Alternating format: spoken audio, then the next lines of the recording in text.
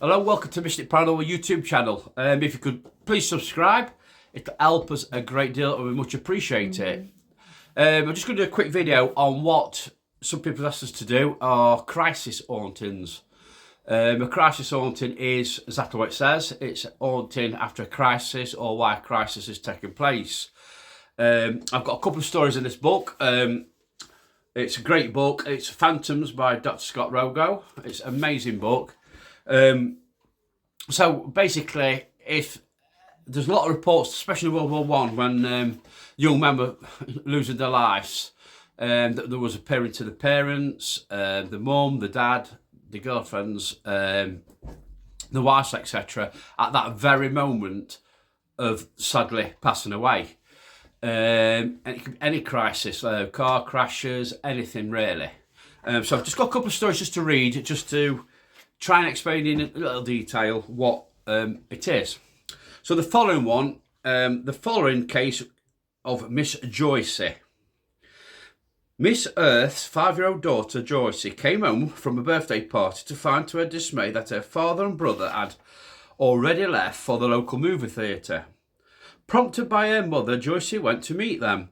Miss Earth had returned to the kitchen chores when, quite suddenly, while I held a plate in my hand, an awesome feeling came over me. I dropped the plate, turned my eyes toward heaven, and prayed aloud, "Oh God, don't let her get killed."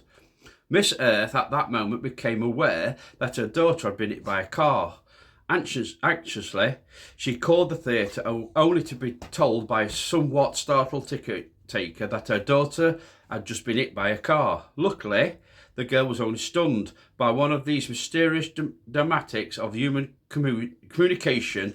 Joyce's cry of "Mama, Mama, I want my mama" had been picked up by a mental process we are only beginning to understand.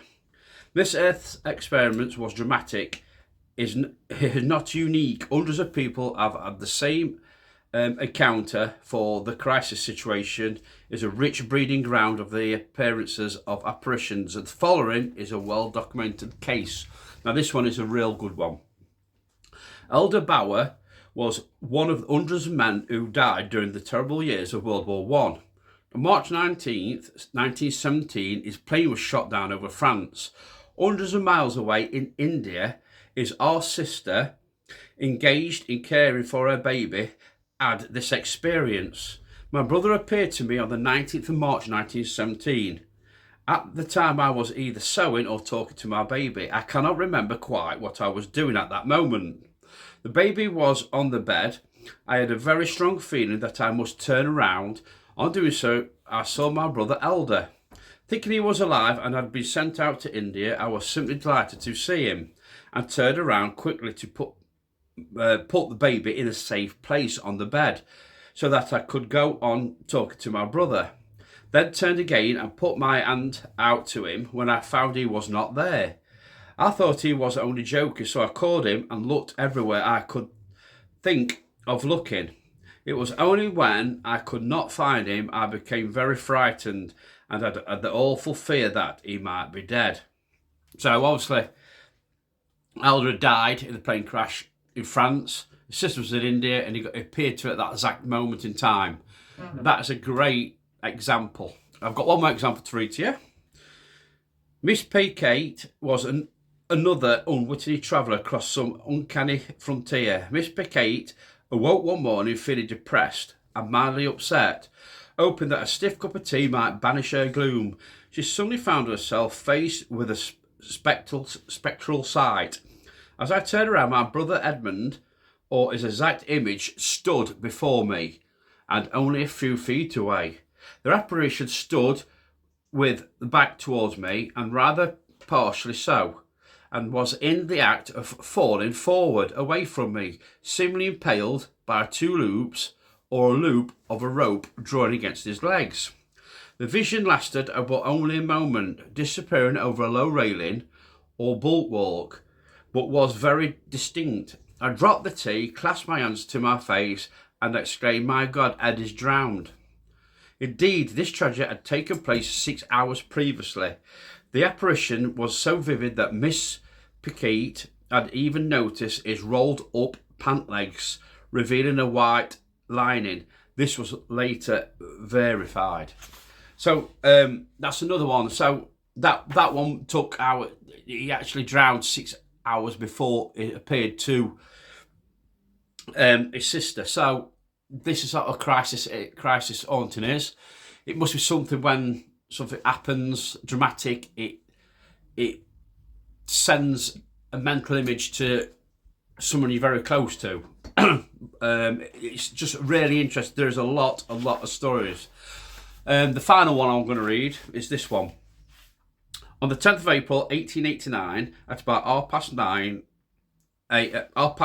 a.m, my youngest brother and I were going down a flight of stairs leading to the kitchen to fetch food for my chickens as usual.